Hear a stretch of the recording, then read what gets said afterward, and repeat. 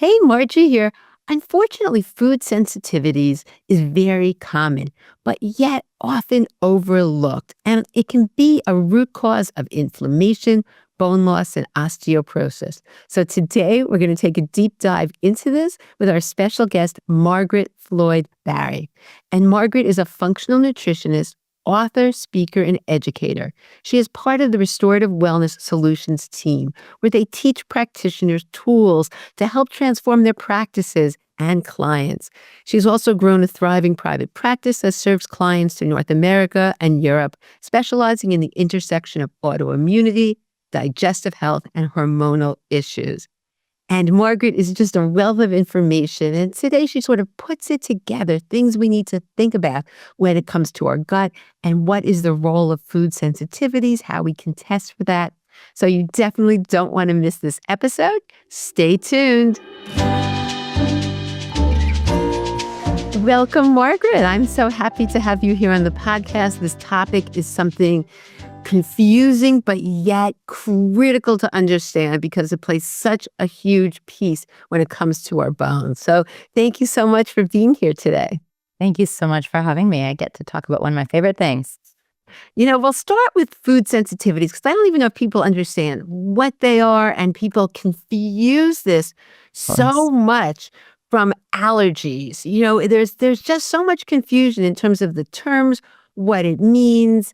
And I think everybody knows about, allergies and having reactions right away, but food sensitivities are quite different. So why don't you share a little bit about really what they are, what it even means, and why it's something you're so passionate about and a big part of what you do in terms of helping people heal their gut and get better. Yeah, absolutely. I think people confuse food allergies, food sensitivities, and then food intolerances is the third one I'd add to that, which is confused by the fact that there are some food sensitivity tests. There is one called the food intolerance test, but a technical intolerance is a different thing. So let's just sort through, and this might be redundant for some folks, but just to make sure we're all on the same page. So a food allergy is the key physiological component is that it's mediated by immunoglobulin E. It happens, it's an immune-mediated reaction. It happens immediately in the body.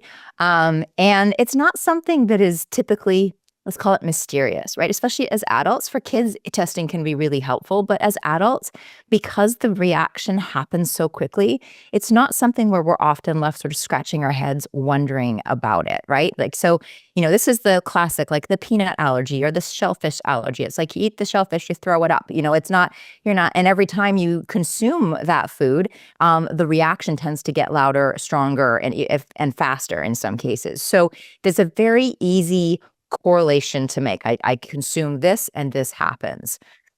Well, actually, then let's talk about food intolerances, because that's the other one that's different from a food sensitivity. A food intolerance is a lack of digestive capacity to actually break down a component of a food.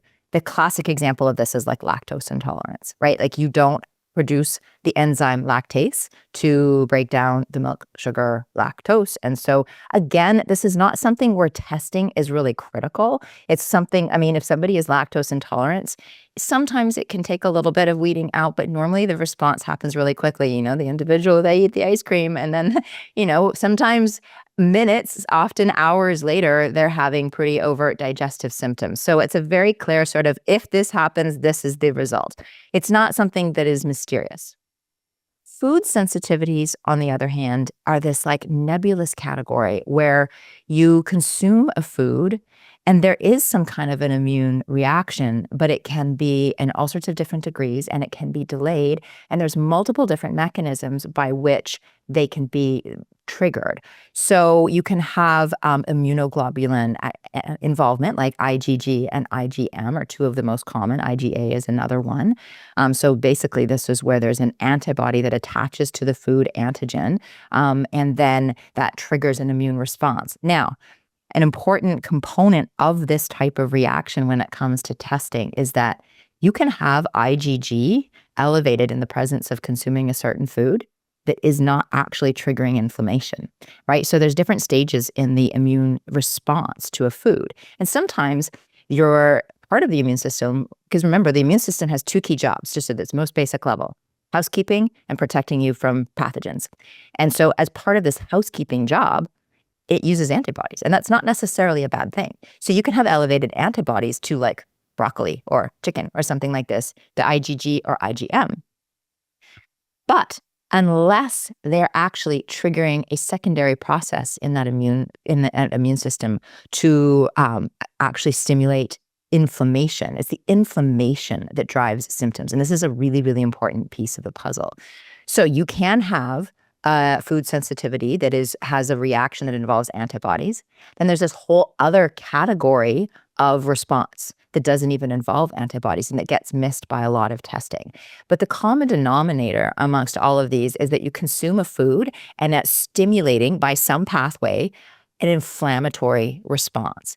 So one of the reasons I'm so passionate about food sensitivities is that they're like these, I call them hidden food sensitivities, because they can happen to literally any food. It's not just the usual suspects. Of course, when we think about reactions to foods, we're thinking, oh, gluten, dairy, eggs, like we're thinking about these like big usual suspects, right? Like the big major movers. And a lot of times those are sensitivities, and you are having bad reactions to it.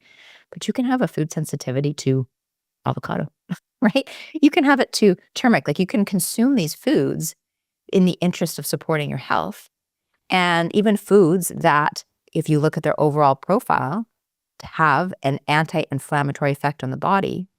But in your body, they're actually stimulating a pro-inflammatory response. And so this is where testing becomes helpful, because, and as I said, it can be delayed. So, if I consume a food here, we're talking on a Tuesday, if I ate something for breakfast today, I might have a response today, but I also might respond to it on Thursday or even on Friday. And how on earth am I going to figure that out, right? So the food sensitivities category, and we can unpack any aspect of this, but it's very, it's confused because it's confusing, right? Like it gets mistaken, and people kind of lump things together that shouldn't be lumped together, for the simple fact that it is very nuanced. And there's a lot of kind of different pieces of the puzzle to tease out. But the most basic and important concept is that if food sensitivity, when you consume that food, if your body is sensitive to it, you're going to drive inflammation. And we know that inflammation is a hallmark of pretty much every chronic disease process out there. Talking about bone health, it can have a very significant impact on our bone health. And so anything that is contributing to systemic inflammation, we want to be identifying and addressing that. So in your work all these years, have you seen this as a big piece, that food sensitive? I mean, I see it all the time when people are tested. I can't, we can talk about gluten, but I can't even get over how much it's missed, and how really conventional medicine doesn't really do this kind of in-depth testing. They'll test for allergies or some basic things, but they don't seem to, they'll send people to an allergist, or they'll do a celiac test, but oftentimes they just don't go further. That's very big with bone density, with bone, bone health and osteoporosis. Pretty much most of the doctors will do a celiac test and not go any further in terms of other food sensitivities. So, but it's so important, as you said, systemic inflammation, and this is really a big cause. So yeah, I see it in, I mean, honestly, any client that I work with, I am starting with gut health and food sensitivities as a starting point, pretty much regardless of the presentation overall clinically, because these two pieces, and they do go hand in hand, and we can talk about why that is. But these two pieces are so absolutely foundational to healing that if we don't address them, it might not be the thing that takes us across the finish line, but if we don't address them, I can tell you we will not get to that finish line. So it is such an important piece. I mean, for all the reasons that I just said, these food sensitivities, you can be unconsciously and unwillingly consuming foods, sometimes multiple times a day, that are organic, whole foods. They've been, you've sourced them locally. You took all this care. And if they could be driving an inflammatory process in your body, and we want to identify that, because that is like this, I think about it like sort of like the water torture, right? It's not something that's so acute, like, that's one of the things that's so insidious about food sensitivities, is it's not the sort of hit you over the head the way it is with a food allergy, right? Someone with a peanut allergy that eats those peanuts, they're in big trouble. There's not a lot of like gray area. In some cases there can be, but mostly, like if it's a true serious allergy, we're not wondering, right? And you're not sort of thinking, oh, well, maybe I'll eat it at this meal. Just, like, no, you just avoid it. It's a big deal. Food sensitivities, part of the reason they're so challenging is because it's this slow, steady drip, like water torture, just this like drip, drip, drip, drip, drip. And each individual drip, you're not paying that much attention to. But the cumulative effect of this over time, especially when you layer it on top of all of the other things that are challenging our physiology from, the toxins and, all of the different pieces that, that are incredible levels of stress and lack of movement and not great sleep and et cetera. I could go on and on and on. But you add this additional layer and it becomes quite problematic. But it's just not because it's subtle doesn't mean that it's not important, but it does make it a little bit more challenging to find. I think the other problem is that people accept a certain degree. Oh, my stomach always hurts, or I have constipation, or so many people just think, well, you're getting older, things aren't moving as quickly, no big deal, have some more coffee, or, people just accept that as normal. And I can't get over it. It really upsets me. The younger generation, like I hear stories from young people who are saying, oh yeah, the line at work is so long to the bathroom. I mean, people are like, everybody has issues. And this just isn't the way it's supposed to be.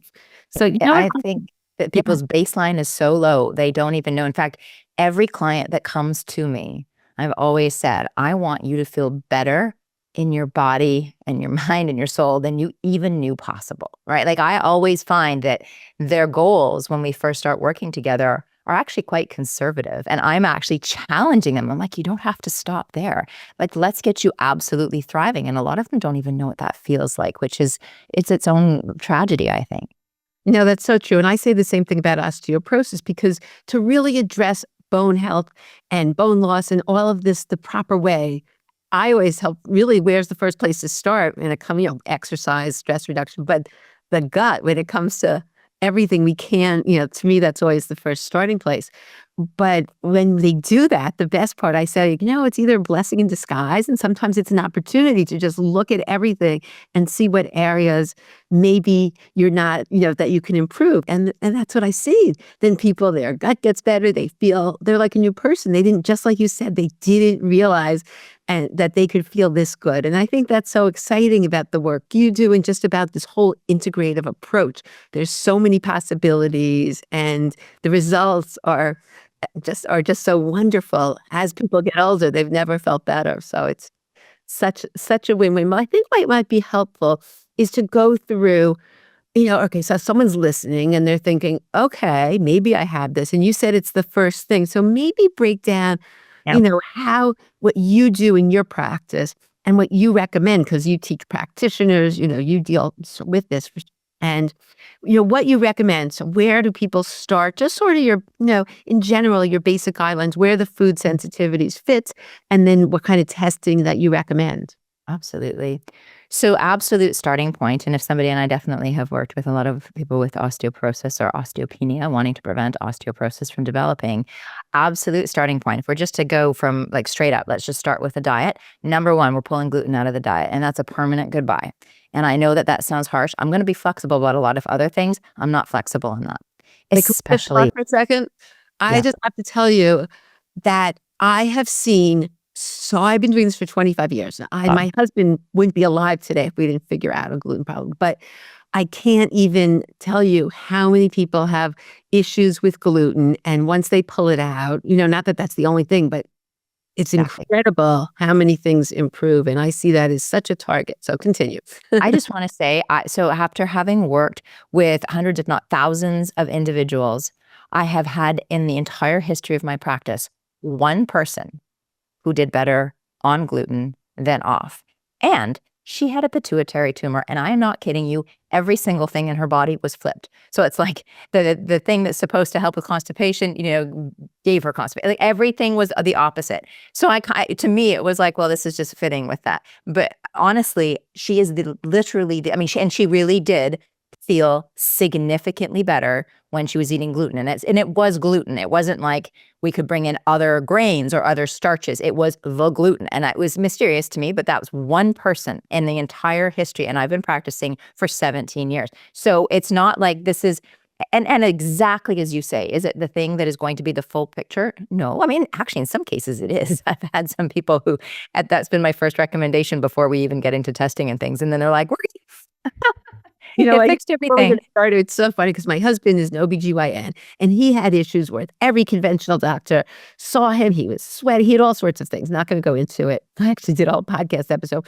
but he was losing weight, and eventually when they said there's nothing we can do, he said, "Alright," I told him, "Look, I'm gonna work with you," and so the first thing I did was get him tested, and sure enough, he had leaky gut, and he had, a real issue with gluten and antibodies to gluten. Anyway, we took it away, and, he's doing great and thriving. But because of that, he's been when he can't figure out what to do with his OBGYN patients, and they have a serious he's like, "Get rid of gluten." So sometimes they only come once a year, they come back and they're like, "Oh my God, my son's ADHD is better," or "My this is better, my that is better." It's symptoms all over the place just for removing gluten. So it's so very interesting how sometimes just taking something out. Okay, continue. I'll just share another example of one of those most striking examples in my practice. I had a little boy, he was 10 years old, 9, 10 years old, and he was vomiting after every single meal. Couldn't keep anything in. And they had, I mean, this poor family, the number of specialists that they'd gone to, the number of, I mean, the scoping they'd done, and they just could not figure out what was going on. And he literally, I mean, he was losing a tremendous amount of weight, really very, very concerning. And again, I was like, well, let's just start with pulling out gluten and, while we wait for the test results. And that was literally it. I got a phone call from his father going, I mean, I don't even think we need to do the tests. He's fantastic. He's able to eat everything. He feels great. He's putting on weight. Hasn't thrown up once. I mean, this is somebody who he was throwing up literally. He'd drink water, he would throw it up. I mean, it was really, and it was the gluten. And they had tested him, and no, he did not have celiac. And I think that's one of the things, that it's not just about celiac. I'm sure that your audience is very well aware of this at this point, but like really, it's not just the severe. So anyhow, enough about gluten. We've beaten that drum to death. So I'm also, in the initial stages, especially if somebody, it really depends on what diet they're coming to me with. I do work with a lot of people who've already been through many practitioners, and so they're already eating up quite a pristine diet. So in those cases, we're jumping straight into testing. But if somebody has not done that dietary work, I am doing kind of our basic tidy it up diet. We're going to pull out, typically to begin, we'll pull out all grains, all dairy, any processed food. So any, I'm not going to sort of ruthlessly not let them have any sugars or anything. I mean, if they're going to have something made with coconut sugar, I'm fine with that. But we're just going to really get things cleaned up and remove the kind of conventional processed foods. So we're pulling out, so many of the mysterious ingredient, food preservatives, food colorings, the industrial seed oil, the high fructose corn syrup, et cetera, et cetera. So just cleaning things up. And again, right there, for somebody who's been eating a standard American diet, that can be really life-changing. I'm going to assume most of your audience is already at that point. So the next piece, I really do believe in jumping into testing. And I do that just for time's sake. I've just had so many people come who have been guessing. And one of the reasons I know that people do like to work with elimination diets, and the diet I just described to you in many ways is it's kind of its own type of elimination diet. But they're not. I have had so many people come to me with these incredibly restrictive diets who are terrified to eat anything and are still feeling like, garbage. And so I prefer to just test and figure out exactly what's going on so that we can be specific. And in some cases, when we do food sensitivity testing, we're actually identifying what foods people can add back in. Because they've been so scared and have taken so many things out. And I can really understand there's a time and a place for things like the GAPS diet or the autoimmune paleo diet, or there's a bunch of these deeper diets that can have their time and place. But I've just found that we don't need to go that far when we use testing. And I'm not in the business of trying to make people's lives hard. I'm in the business of trying to make people's lives well and thriving and to resolve those health issues. And so sometimes the diets do get weird. I'm not going to pretend that they're all easy and that it doesn't take effort. It definitely takes effort. But it's not just sort of random effort. It's very specific to what's going on in your body. So I start off with 2 very specific tests. I do a gut test, a stool test, and then I do a very specific food sensitivity. Now, when it comes to stool tests, there's so many different options. We like the GI map. I know that there are other great tests as well. The reason we choose the GI map is that it's for the price point. we get really good clinical information and get great results. There are other tests, Vibrance Gut Zoomer is a fantastic test and it includes a lot of what's on the GI map plus additional markers. We just haven't found that it changes clinically what we do, and it's more expensive. So if we can save $100 or $200, we're going to save $100 or $200 and get the better results. But all to say, and that's just another example, but there's the Genova GI effects. There's some great stool tests out there. So, but we always do a stool test, and then in conjunction with that, we do a very specific food sensitivity test. And I want to speak to that specifically because I kind of hinted at it when I was talking about the different types of reactions and the different things that fall into this bucket of food sensitivities or foods that are driving inflammation. And so, as I mentioned, a lot of the most studied mechanism, as well as the test that is done the most frequently, is this immunoglobulin G and IgG and IgM. And the challenge with those tests is that we do get a lot of false negatives and false positives. We get false positives because of what I was explaining before. You can have elevations in IgG or IgM to a given food that does not necessarily correlate with elevations in inflammation. Now, some tests have added in additional markers. So they're looking for example, elevations in complement. Like they're looking for the balance. So it's not just about elevations in the antibody. It's also elevations in additional immune engagement that would point to inflammation. And that's excellent. So we've reduced some false positives, but neither of these tests, any test that's just looking at antibodies, is completely missing those type 4 hypersensitivities, which are the food sensitivities that do not involve antibodies at all. They're happening right within the cell. There's no tagging. And so this is an important category. The test that we like is the MRT food sensitivity test. And it's one that is looking for the endpoint. So it's taking the mechanism question out of the equation. It doesn't care if it's driven because of antibodies or not. So it's going to catch those type 4 hypersensitivities. So you're not going to have any false negatives, but you're also not having false positives because it doesn't care if there's antibodies or not. It's only looking at whether a given food is stimulating the inflammatory response. Now, is it a perfect test? No. And I really want to emphasize there is no such thing as a perfect test. People are always quick to kind of bash tests, and I can give you pros and cons to every test out there. Like there's no test that's on the market that's completely useless. It wouldn't have a market if it was. We like this one for these reasons. Now, I will also say I will never use the MRT on its own, ever. I don't believe in food sensitivity testing on its own. And the reason for that is that we do very much care about what foods are driving the inflammatory process, but we care even more about what allowed those food sensitivities to develop in the first place. And that comes down to the gut. So it's these two pieces side by side, right? It's kind of like sister tests. We always are doing the GI map and the MRT hand in hand. The GI map, or whatever stool test you use, is going to let us know some really important things to inform how we heal the gut.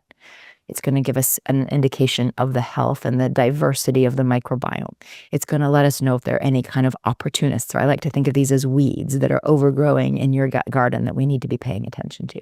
It's going to let us know if there's any overt pathogens. There can be pathogens that might not be caught on like a formal GI test that a GI doctor would run, but that are kind of subclinical but driving symptoms. Like Blastocystis hominis is one of the classic examples of this. We see this. It's one of the most common parasites we find, and it can really drive some significant symptoms. It tends to be, it sort of depends on who you're talking to. Some people take it very seriously. Other people are like, everybody has it. Who cares?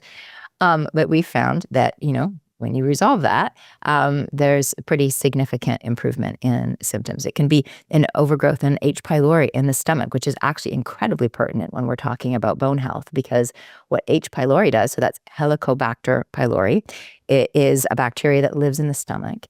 And when it overgrows, what it does is it attacks the parietal cells that line the stomach. And the parietal cells are what secrete hydrochloric acid. And hydrochloric acid is critical to all the things in digestion, but it is so critical for being able to break down and use the protein from your diet, the minerals from your diet. So really essential. This is one of the key pieces of why hydrochloric acid is so important for bone health. B vitamins. It's what actually helps to protect you from any kind of food-borne pathogens from actually taking up residence in your gut. It's what stimulates all sorts of further digestive processes further south in the gut. So, when you don't have sufficient hydrochloric acid, that's a really big deal. And what H. pylori is doing is it's basically targeting those cells that create the hydrochloric acid, because H. pylori thrives in a low acid environment. So it's basically creating this like nice cozy little home for itself. And really the only way that you can tell if there's H. pylori or not, and getting rid of H. pylori, we can talk about what that entails, but it's a project, right? Whether you go the medical route or you're going the natural route, there's pieces to it. And either way, both can be effective. But you're not going to just do that guessing, right? Like, this is one of the reasons why testing is so essential. Because people will always say, well, gut health, we're going to support the gut lining 100%. We're going to support the microbiome 100%. We're going to support digestive function 100%. But some of these pathogens, we're not going to just guess that you have a parasite, or that there's a fungal overgrowth, or there's an H. pylori overgrowth, or even like a highly inflammatory bacteria that's overgrowing. Like, all of the strategies for addressing each one of these microbes is different and comprehensive, right? That's not something you would just sort of guess at and do just in case. So the gut testing informs that, and it allows us to be very specific and targeted with how we support the healing of the gut, because that is so absolutely crucial. As you opened with, like, this is the starting point. This is just so essential for everybody. I just want to say one thing. So interesting. Yes. Because there was Dr. Wright did a study, and when he was checking, he was seeing, he was actually measuring hydrochloric acid in people with osteoporosis, and 90% were 90% of people had insufficient hydrochloric acid. So it's a real big issue, and oftentimes people are missing the step that you just said. Like, they'll do the baking soda test, they'll do different, or they'll do the HCl challenge, where then they'll increase their hydrochloric acid, they'll feel better. But what you're saying is they're missing a piece. They may be, without doing the stool test, they may be missing the root cause. They're just treating the symptoms, which can help us, but we're missing. Did I get that right? 100%. 100%. You need that full picture to get the full resolution, right? And absolutely, if you're able to tolerate hydrochloric acid, some people with H. pylori cannot even tolerate hydrochloric acid supplementation. If you are able to tolerate and you're able to titrate up to, you find your dose that go up to the threshold and find that proper dosing, that's fantastic. And it's just kind of holding it at bay. It's not actually resolving the issue. On the flip side, sometimes what I see with people who have H. pylori, they're not addressing it holistically. One of the key strategies, particularly medically, is just to eradicate the H. pylori. And in fact, oftentimes they're also bringing in PPIs, which are going to suppress hydrochloric acid production. And while we can understand that from a symptom management perspective, what it's doing is it's exacerbating and creating even more conditions that can encourage H. pylori to thrive. So this is one of the reasons why we see such a high recurrence rate with H. pylori, is if all you're doing is eradicating, then you're not addressing. You always have to ask that question, why? Why did this H. pylori proliferate? We're supposed to have sufficient hydrochloric acid to prevent that from happening.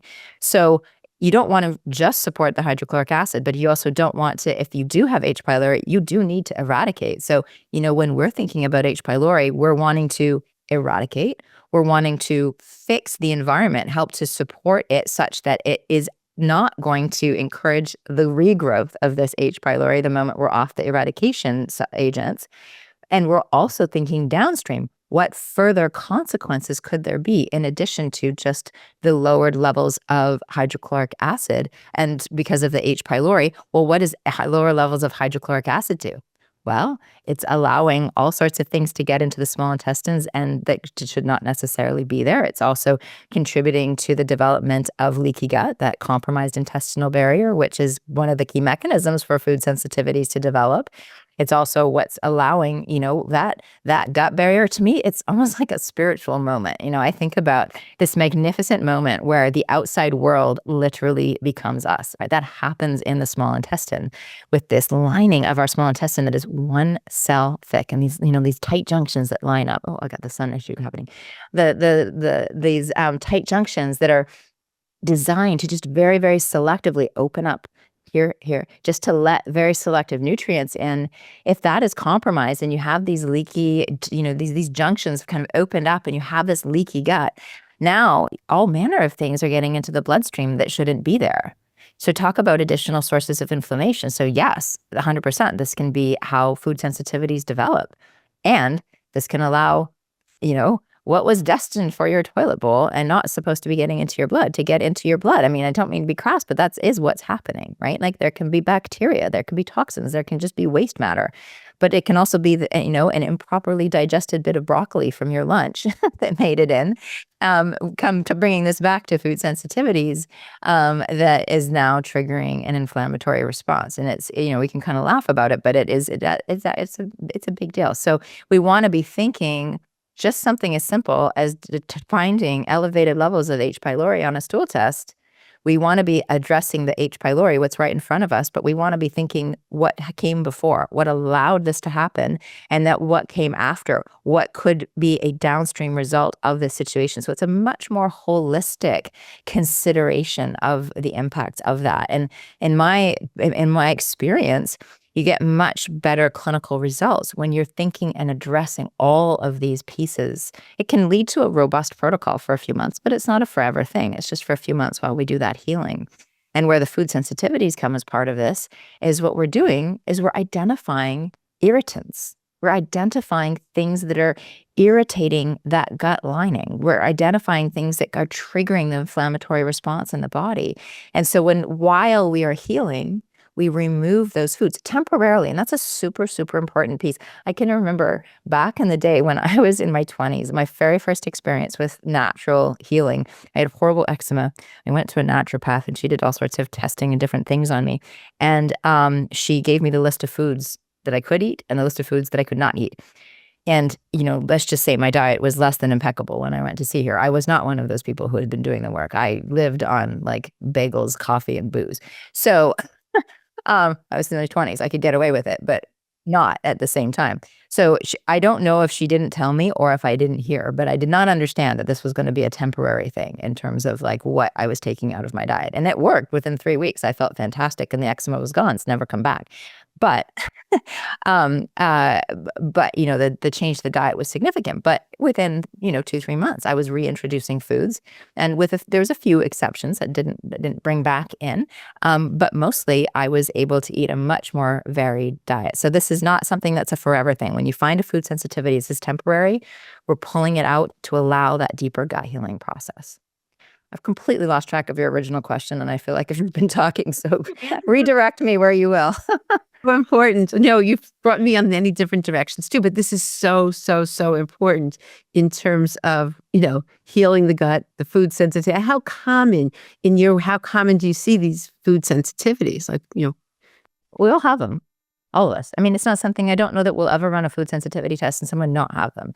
The question is, are you symptomatic, and do you have something that is being driven by inflammation in your body? And if the answer to that question is yes, then we need to address them.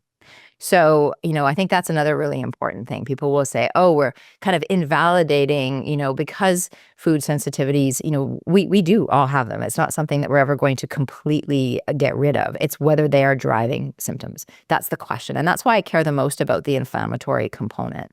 Now, and I also want to say, coming back to the testing, sometimes people, especially, my client population, I specialize in working with people with autoimmune disease.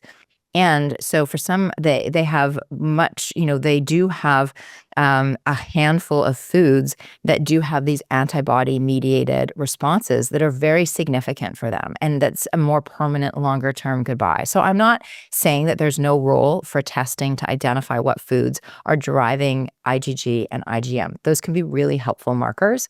But they are not the starting point for us. They will be the thing of like, well, if we've done this process and there's still some dietary triggers that are not, that once we've reintroduced things or just they're still not able to get across that finish line, then we'll bring in those tests at that point. And that's normally, we're finding like 2 or 3 foods. I don't know if you've seen this in your practice, people who've come in with these food sensitivity tests where there's like 90 foods that they're not eating, right? Like it's just absurd. And they're terrified to eat anything, which I don't think the stress of that doesn't help anything. Oh, no, I'm such a big believer in happiness and enjoying Yes. life, and how stress really affects the osteoclast and bone breakdown, so it's so it really is not counterproductive to get to that level of stress. Yeah. But the interesting thing I think you brought up is that oftentimes they will do like, you can get at LabCorp or Quest a panel, let's say like gluten sensitivity, where they are just looking at the IgG, they're just looking at the antibodies. And what you're saying is that is not enough because they're missing a whole piece of it. So I think that's just important for everybody to know. I'll also say that I rarely test or I don't really care about what these tests say when it comes to wheat and gluten. I just have you off of that, even if only for the fact that the consumption of gluten increases the production of zonulin, which stimulates opening up those tight junctions. Like to me, it's just working to cross purposes. But I will say that anytime I've had someone really need to see tests, they need data on a piece of paper in order to say goodbye to gluten because it feels like such a big deal. And it is. I don't want to downplay it, although I will say that 10 years ago it was a much bigger deal than it is now. Like you can get just about everything. And so any time somebody has requested that we do testing, I will do the wheat Zoomer, and I've never seen somebody be able to tolerate it. In fact, I have not consumed gluten intentionally since I was diagnosed with autoimmunity. I've been completely gluten-free since 2016. And I one time ate gluten I did it in the quote unquote name of science for testing the Vibrant Zoomer because I just wanted to see. And I thought, am I making this up? You start to, when it's been a while, you start to almost like question yourself and you're like, do I really respond to gluten? Maybe I don't. Maybe I'm exaggerating. This is silly. I'm going to have a croissant and then I'm going to and I'm going to enjoy it. And then I'm going to do the wheat Zoomer test. Anyhow, yes, I had like 10 different ways that I reacted to it, and I felt terrible for about 3 days. So I haven't done that again. But I've never seen somebody not have some kind of response. And this is why I like a test that is as comprehensive as the wheat Zoomer is, because they're looking at it, not just your typical antibodies, but they're also looking at all the different components, all the different gluten proteins. Not even all, I mean, many more of the gluten proteins so that we can get a sense of what type of reaction and how are you reacting to it. Because there's just so many different ways that we can have an adverse response. It's funny because my husband has major issues. He can't have any. And it's been now, I guess, 12, 13 years, something like that. So because we removed gluten, and I didn't have any issues. I didn't have any symptoms. But I just stopped eating it because we couldn't have it in the house. And I know it's healthy for you. So I just said, you know what? I don't need this. There's just because it increases the zonulin, et cetera. Wow. Anyway, so then if I were to have some inadvertently, I would feel horrible. I would sweat at night, things I never had before. But all of a sudden, my body's like, do not give me this. Yeah. So it's really interesting how it can manifest even when you don't know that you have any issues whatsoever. Hey, Margie here. I just want to let you know that you can find my favorite items that make great gifts as well as being good for your own health on my website at margiebissinger.com. Just go to the top and hit the Margie's Favorites tab.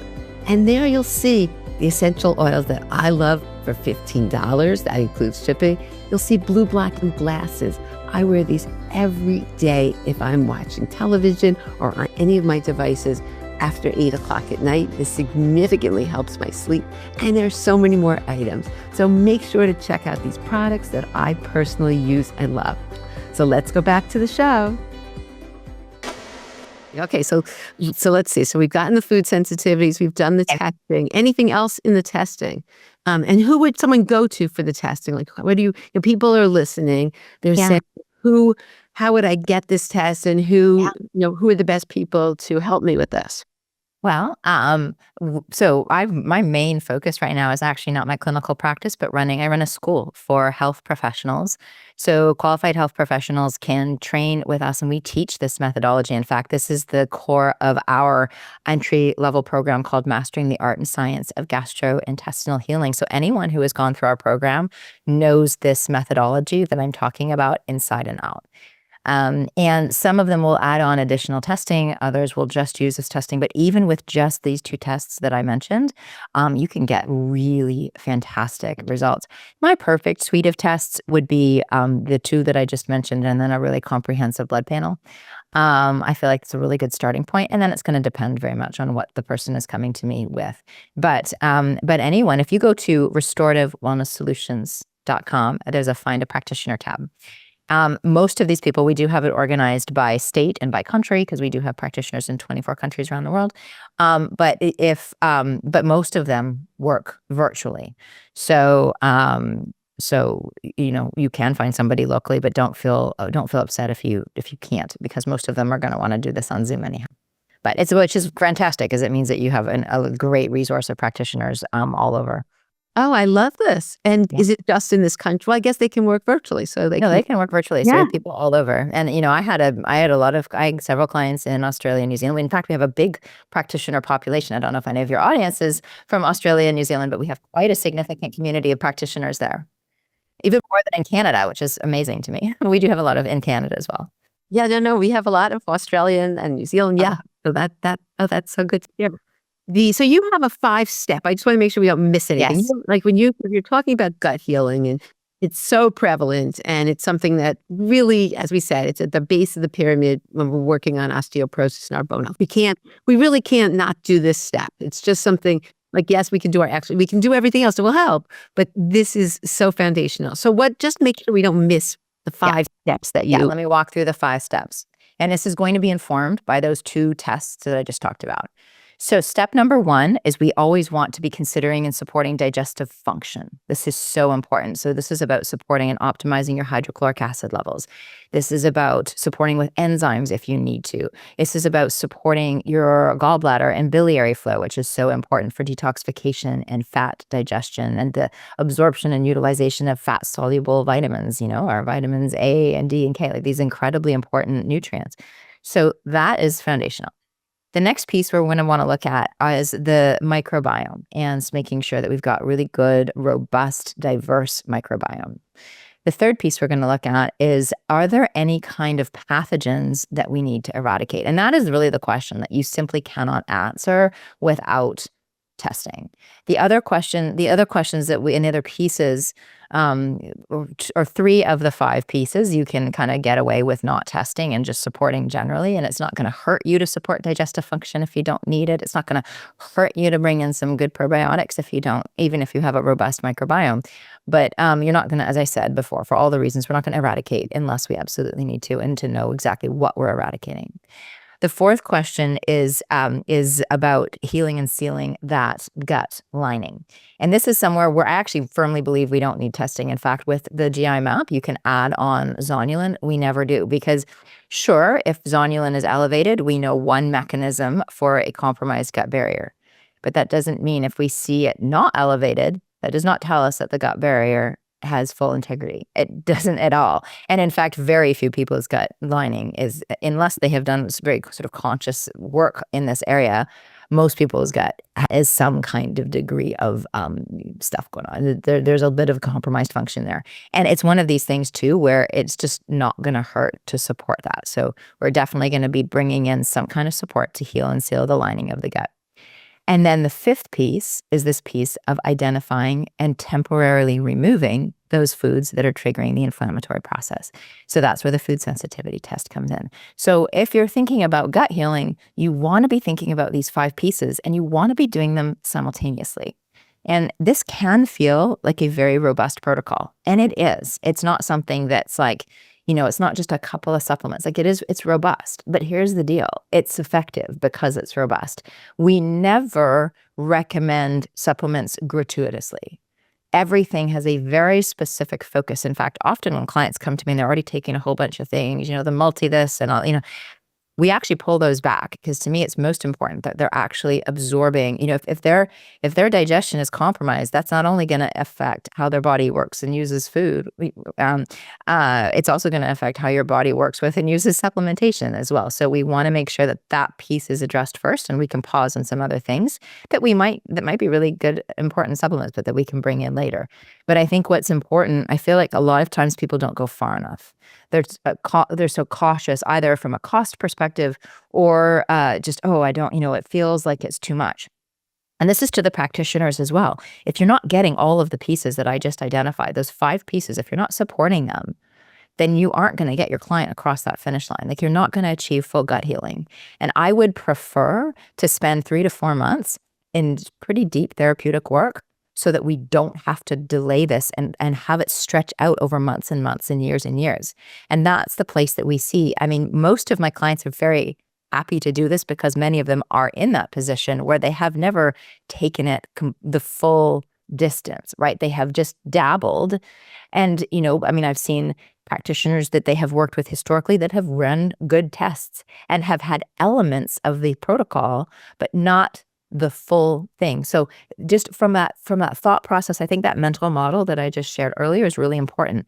Not only do you want to address what's right in front of you, but you want to think of what came before that allowed this to happen and what came after as a result. And then you want to address all of those pieces at the same time. Now, in a very sensitive individual, you might need to layer things in. And we do recommend, if you're working with a nice, robust protocol, that you start, you layer one supplement in a day, or not one a day, and then 3 days, wait for 3 days when you're still taking that supplement. And then on the 4th day, add the next supplement in, wait for 3 days, etc. So giving the body time to get used to that supplement, it will let you know if there's any kind of adverse reaction. What I have definitely seen is people jump into these really robust protocols with all of the things all at once. And then they have some kind of reaction and are either like, this doesn't work, or, or now we have to stop everything and layer in, just like I described, to figure out what's causing the problem. And sometimes there is an agent that their body is sensitive to, and we need to pull it out. Sometimes it's just simply it was too much too soon, and it didn't give the body an opportunity to adapt. And so either way, if you go nice and slowly to introduce, that will allow the system to, as I said, kind of acclimatize and let you know if there's anything that isn't going to work and that you need to find a replacement for. I want to mention as well, another use of this food sensitivity test is, sometimes you find that there are ingredients in some supplements that are actually triggering the inflammatory process. I'll use the example of garlic. Let's say you want to use an antimicrobial and the dominant ingredient is garlic. Well, what if you ran a food sensitivity test and discovered that in this person at this moment in time, garlic is triggering inflammation? That's not the agent you're going to choose. So it informs not just what we're doing with the diet, it's also informing how we build those supplement protocols.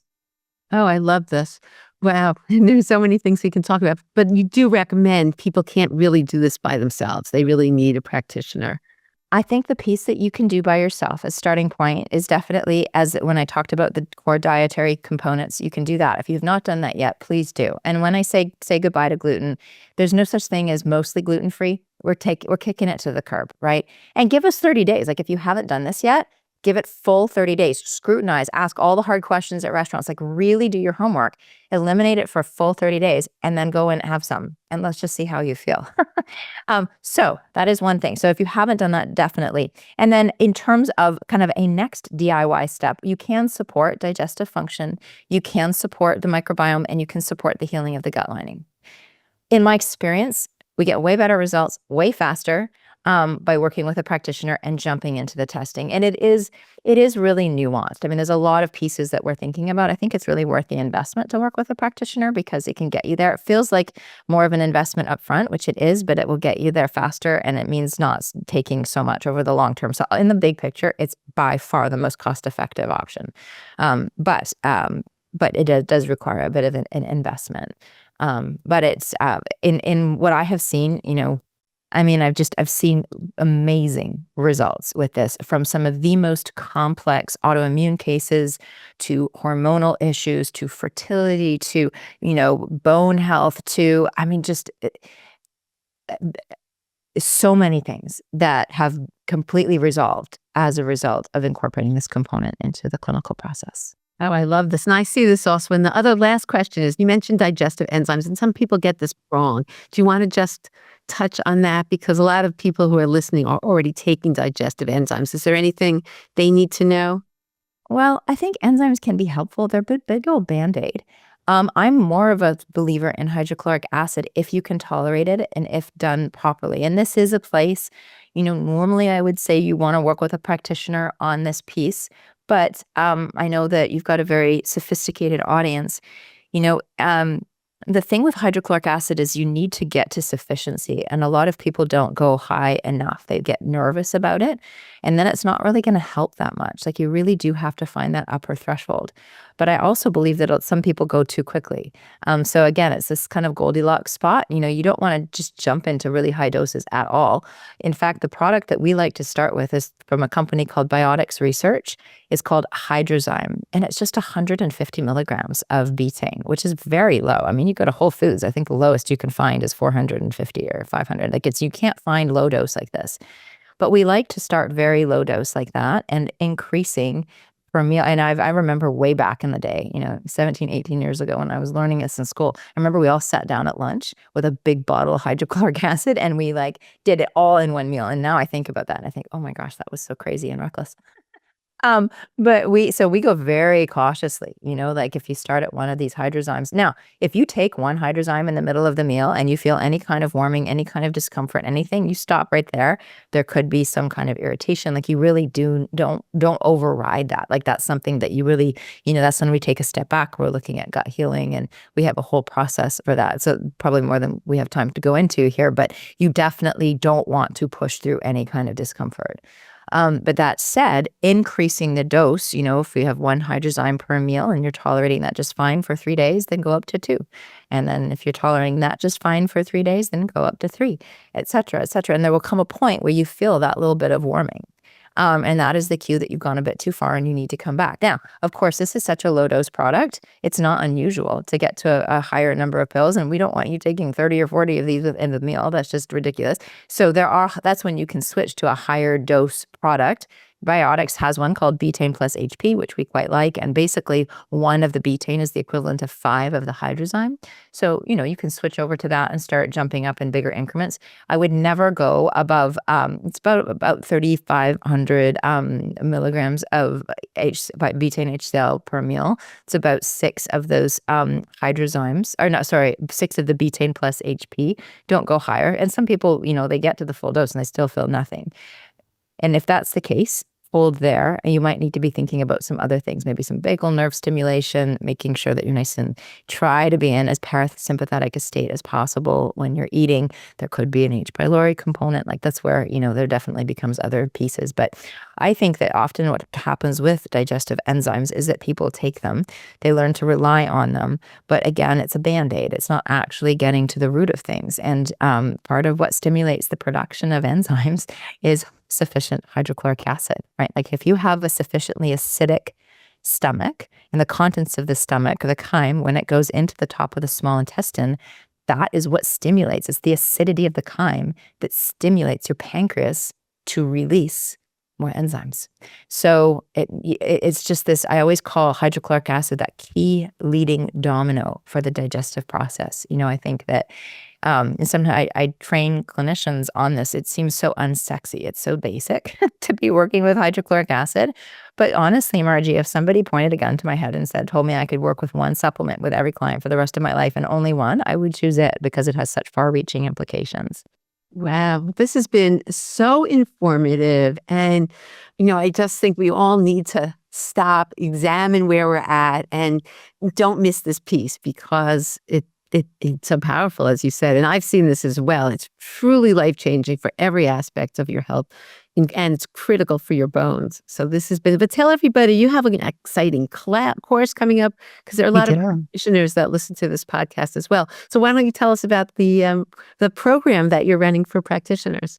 Absolutely. So the overall company is called Restorative Wellness Solutions, and there's 4 pieces of curriculum. There are 12 to 15 week intensives And so we do run them in cohort style.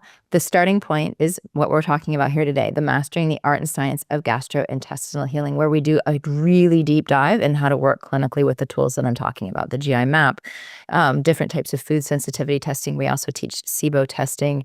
And what's really important is that we're looking not just at the tests, what it's telling you, but how do you translate that information and think very critically about it in the context of how the client is presenting from a symptom perspective, what are their goals, taking that information and then really understanding how to translate that into the most highly effective protocols, being really comprehensive, exactly like what we're talking about here today.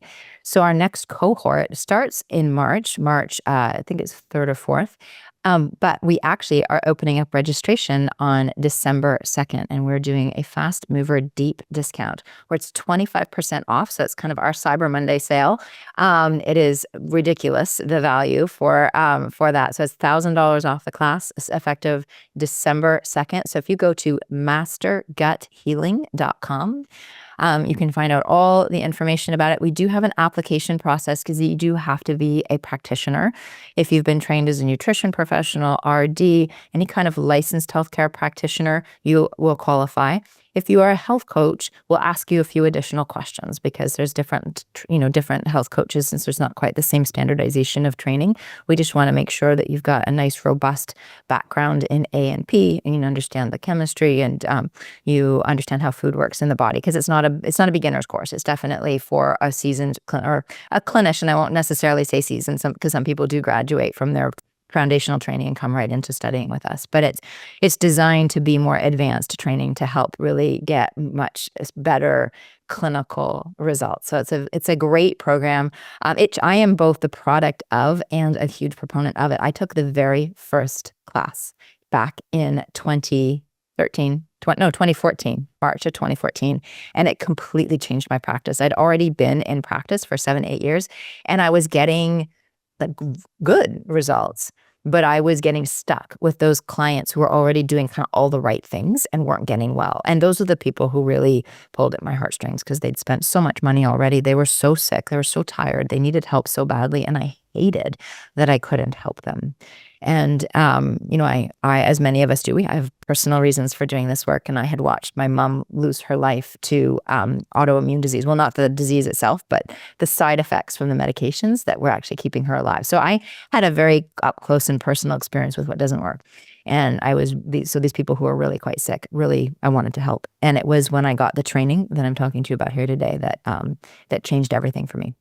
So the next cohort starts in March. I think it's March 3rd or 4th. But in honor of a Cyber Monday, we actually opened up registration December 2nd, and it's going to be open for 2 weeks at our deepest discount price, which is 25% off full price. So full price for the class. It's, as I said, it's a 12-week intensive. It is an intensive. I don't say that lightly. This is not something where you've got a video on while you're washing the dishes. It's a very engaging class, lots of hands-on support, lots of clinical application. But the full price for the class is $4,000 and it's $3,000. So it's a full $1,000 off for these 2 weeks. So if this is something that would be of interest to you, I highly recommend going and checking out masterguthealing.com right now. We do have an application process to make sure that you have the proper credentials and that this class is the right fit for you. But we would love to see you there. I really will say I am both a huge proponent of this class, but I am because I am the product of it. I took the very first class. I'm not the founder of this methodology. I should be very clear about that. My former business partner, Ann Fisher Silva, who's an absolutely brilliant clinician, created this program back in 2013. The very first class was in 2014. I was in that class and it changed my practice phenomenally. So highly, highly recommend checking it out and coming and joining us.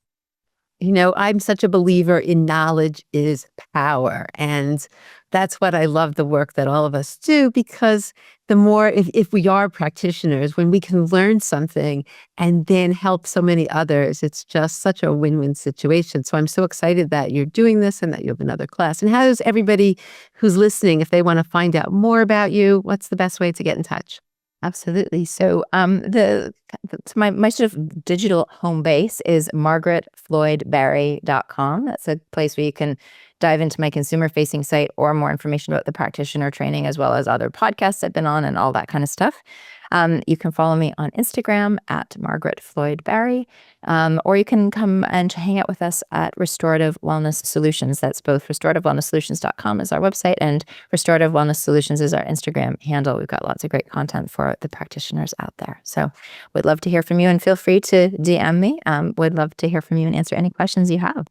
Well, thank you so much. This has been so informative, and I can't wait to hear the people that take action and make some changes or work with a practitioner and really take this major integrative approach from the bottom up and, and see the changes that occur, not only for your bones, but your overall health and happiness. So, so thank you so much, Margaret. It's really been a pleasure.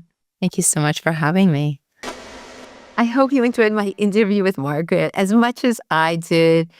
And now have some new insights into your gut and things that you may want to do when it comes to food sensitivities. The key is that, as I said, knowledge is power, and there's a lot that can be done. I think that's the exciting point. And it's not to get overwhelmed. It's just that let's dig and figure out the root causes so that we can live our best life in terms of our bones, overall health, and happiness. All the links that Margaret talked about will be in the show notes. So thank you so much for tuning in, and I look forward to seeing you on the next episode.